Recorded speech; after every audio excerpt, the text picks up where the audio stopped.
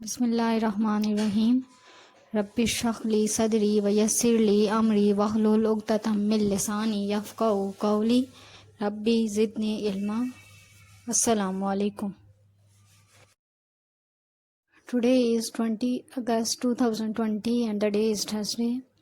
And students, your diary is 7.4 question 8 to 12 for practice. Students, today we will complete the exercise 7.4. Question number 8. If A, B, C and D are in geometric progression, show that A minus B, B minus C, C minus D are in geometric progression. आपके पास ये question है कि if अगर आपके पास ये जो है A B C और डी और ज्योमेट्रिक प्रोग्रेशन में है तो देन आपने ये प्रूव करना है, शो करना है, आपने प्रूव करना है कि ए माइनस बी, बी माइनस सी और सी माइनस डी भी जो है वो ज्योमेट्रिक प्रोग्रेशन है। ठीक है, ये ज्योमेट्रिक प्रोग्रेशन की सीक्वेंस में आते हैं। ठीक है, सीरीज़ में।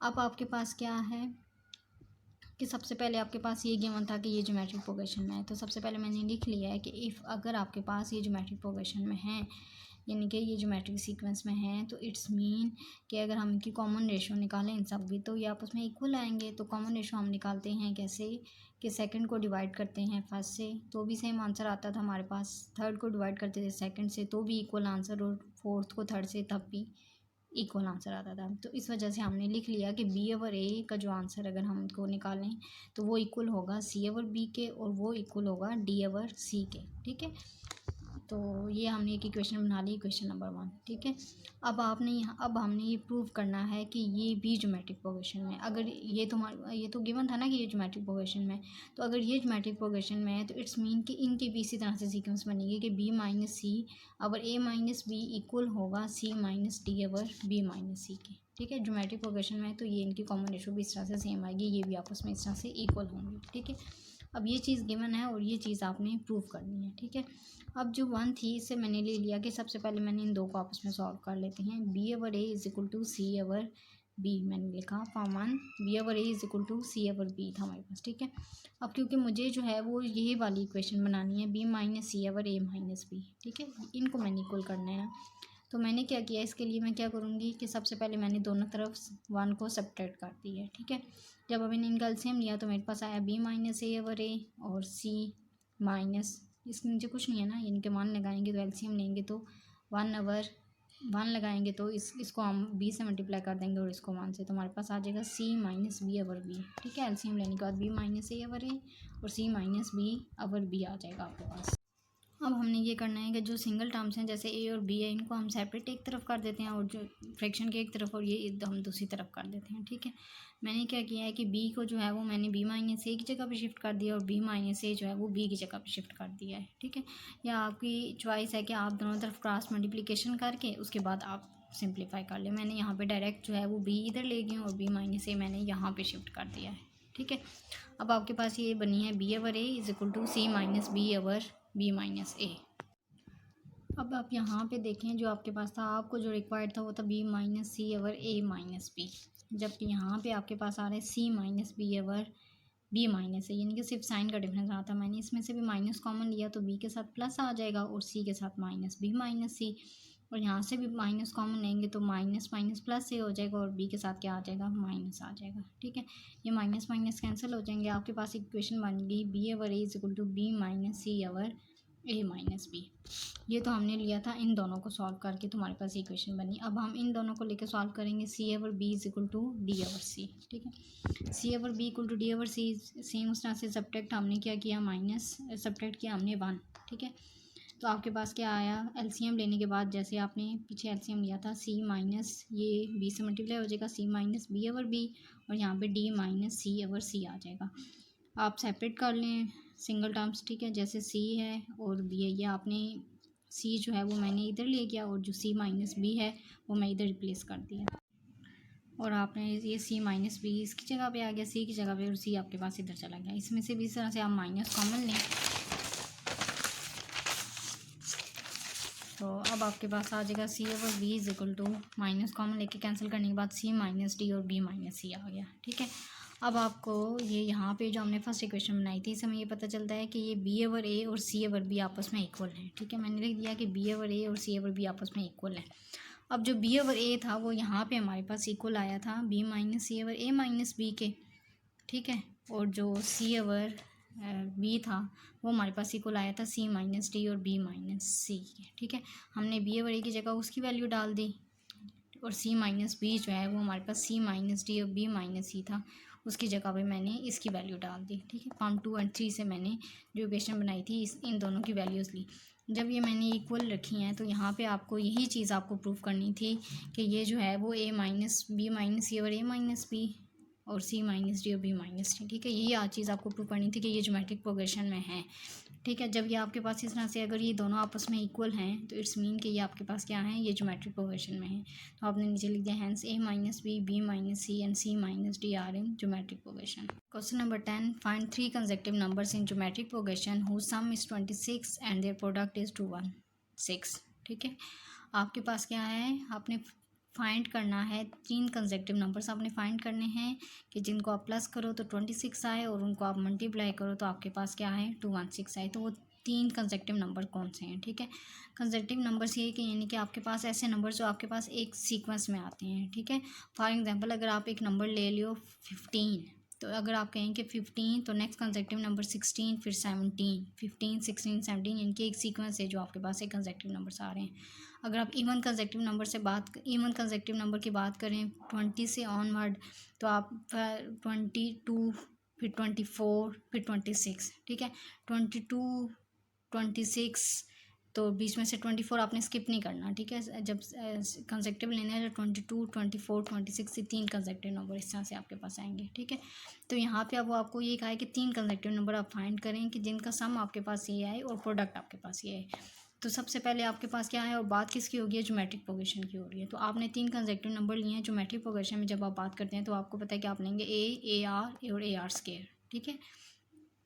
अब आपके पास क्या है कि सबसे पहले सम ऑफ 3 कंसेक्टिव नंबर था जो कि 26 था। तो कंसेक्टिव नंबर जब आपने सपोज किए हैं ए आर स्क्वायर तो आपने लिख दिया सम है तो A plus A R square equal to 26।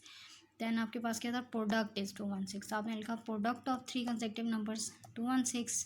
तो product means multiply A multiply A R square, क्योंकि कंसेक्टिव नंबर्स तो वही होंगे सेम आपने जो सपोज किए हैं 216 आया। अब आप यहाँ पे देखें कि इसकी पावर ए की पावर 1 ए की पावर 1 और ए की पावर 1 बेसिस सेम है तो पावर साइड हो जाएंगी 1 1 और 1, ए की 3 और आर की 1 और आर की 2 आर की 3, ठीक है। ए की 3 आर की 3 आ जाएगा और 216 आ जाएगा आपके पास, ठीक है। अब यहाँ पे आपने ये वैल्यूज़ जब हम फाइंड करेंगे ए की या आर की तो ही हमारे पास कंसेक्टिव नंबर्स आएंगे ना, एग्जैक्ट नंबर्स हमें पता चलेगा कौन सा नंबर है हमारे पास कंसेक्टिव नंबर। तो ये तो हमने सपोज किए थे ना कि ए आर है कि आर स्क्वायर है। अब यहाँ पे मेरे पास ए आर था तो होल क्यूब मैंने लिख लिया क्योंकि दोनों के ऊपर सेपरेट क्यूब था, ठीक है। और यहाँ पे भी मैंने 6 का अगर आप क्यूब लें यानी कि 6 को आप 3 दफ़ा मल्टीप्लाई करें तो आपके पास क्या आ जाएगा 216 आ जाएगा आपके पास, ठीक है। तो मैंने यहाँ पे 6 का होल क्यूब ले लिया, फिर मैंने दोनों तरफ क्या ले लिया 1/3 से मैंने मल्टीप्लाई कर दिया। तो आपके पास क्या हुआ कि क्यूब जो है वो 1/3 से कैंसिल हो गया आपके पास, ठीक है। तो ए आर की जो आपके पास वैल्यू आ गई वो आ गई इक्वल टू 6। यहाँ से बेशक आप वैल्यू निकाल लें, यहाँ तक भी कर लें और अगर यहाँ से निकाल लें A is equal to 6/r, ठीक है। एक वैल्यू आ गई इन टर्म्स ऑफ आर आई आपके पास, ठीक है। अब आपके पास जो 1 इक्वेशन थी ये है A plus A R square is equal to 26। अब यहाँ पे मैंने क्या किया है कि ए सब में ए था, मैंने ए कॉमन ले लिया तो आपके पास आया A 1 plus R square is equal to 26। अब ए कॉमन लिया है, यहाँ पे मैंने वैल्यू पुट कर दी ए की 6/r, ए की value 6/r 1 plus R square is equal to 26, ठीक है। अब ये आर जो है वो मैंने इधर मल्टीप्लाई कर दिया, ठीक है। क्रॉस मल्टीप्लिकेशन कर दें, इसके नीचे तो कुछ नहीं है 1 है तो ये से मल्टीप्लाई हो जाएगा और ये जो है आर है वो इधर मल्टीप्लाई होगा 26r और ये 6 भी अंदर मल्टीप्लाई किया मैंने 6 + 6r square is equal to 26r। अब मेरे पास क्या है 6r square plus 6r minus, अब ये जो 26r था जो मेरे पास इक्वल के इस तरफ था वो मैंने यहाँ पे मैं ले आई हूँ, ठीक है। क्योंकि ये इस टर्म के साथ आर वाले टर्म के साथ सॉल्व हो जाएगा। अब 6r स्क्वायर इनको मैंने आपस में सॉल्व किया तो मेरे पास आ गया -20r + 6 इक्वल टू 0।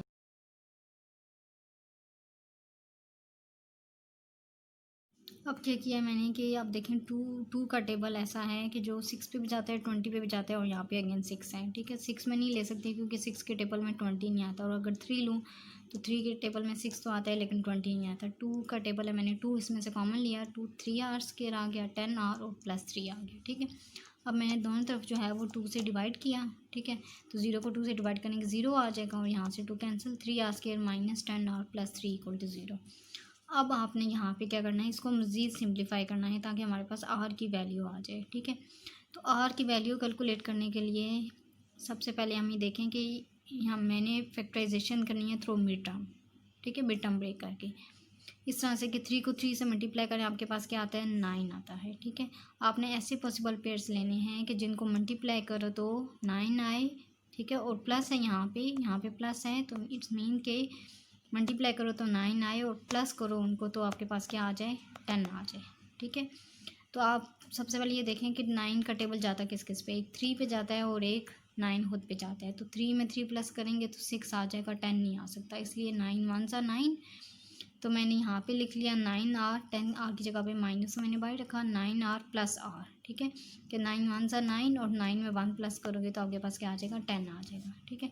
उसके बाद मैंने ब्रैकेट ओपन किया, साइन चेंज हो गया, -9 आर माइनस आर प्लस 3 आ गया। अब इसमें से देखें 3 आर कॉमन आ सकता है, यहाँ पे मैंने 3 आर कॉमन ले लिया, यहाँ पे आर स्क्वायर था तो आपके पास एक आर रह गया, -3 3 ज़ा 9 3 आ गया, और ये कॉमन ले लिया था मैंने। अब यहाँ पे अगर मैं +1, कुछ भी कॉमन नहीं आ सकता, यहाँ पे आर है और यहाँ पे +3, ठीक है, यानी कि इसमें आर है और इसमें आर नहीं है, यहाँ पे 3 का कोई भी मल्टीपल नहीं है, ठीक है। तो अब यहाँ पे मैंने -1 कॉमन लिया, -1 इस वजह से कॉमन लिया है कि अगर मैं -1 कॉमन नहीं लेती तो -r प्लस 3 आएगा, जबकि यहाँ पे r -3 आया है। तो कॉमन जब आप लेते हैं तो ये यहाँ पे भी और ये भी टर्म सेम हम कर देते हैं ताकि आगे नेक्स्ट जब हम करें तो हमें कॉमन लेने में, जब अगेन कॉमन लें तो आसानी रहे, ठीक है। मैंने -1 कॉमन लिया तो r के साथ माइनस था तो प्लस आ जाएगा, और 3 के साथ प्लस था तो माइनस आ जाएगा, ठीक है। 3r -1, और यहाँ पे मेरे पास क्या आ गया, r -3 इक्वल टू 0। r -3 इधर से कॉमन ले लिया और यहाँ पे 3r -1 रह गया था, दोनों को 0 के इक्वल किया, r -3 इक्वल टू 0, तो r इज इक्वल टू 3 आ गया आपके पास, और यहाँ पे 3r -1 उधर जाके 0 + 1 1 हो जाएगा, और दोनों तरफ डिवाइड करें, r की वैल्यू 1/3 आ गई, ठीक है। मैंने इक्वेशन बनाई थी a is equal to 6/r, equation number 3 थी, ठीक है। अब r की वैल्यू मेरे पास जब मैंने पहले 3 आई है तो मैंने 3 पुट किया, r इज इक्वल टू 3, तो a is equal to 6/r की जगह पे थी 6/3, a की वैल्यू आपके पास आ गई 2। अब हम करेंगे कि अगर a आपके पास 2 हो और r की वैल्यू 3 हो, ठीक है, तो कंसेप्टिव नंबर लिए थे ना आपने, a r स्क्वायर, तो a की तो वैल्यू आपके पास 2 आ गई, ठीक है।